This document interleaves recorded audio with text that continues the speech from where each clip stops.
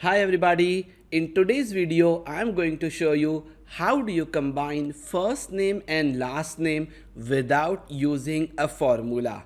Yes, you are right. There is a feature in Excel with the name Flash Fill. You might have heard it. I will show you how do you practically use it. Let's go on the screen. So let's say you have a first name and last name and I wish to combine it. Very simple. Here you have to give a pattern to the Excel that how you need. So I need something like this. I need a name Ramzan.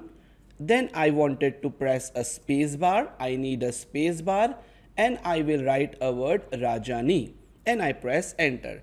Exactly same I need for other names for first name and last name. That's all. You type the way you need and you press Ctrl E. Ctrl E is a shortcut for flash fill and see the magic and I am pressing Ctrl E. Zup, everything is done. Interesting? So this feature is also available in the menu where you go to the data tab and in that you get on the right hand side that is a flash fill, or the best way of it is using a shortcut that is Ctrl E. Enjoy the shortcut and make sure you practice. Thank you.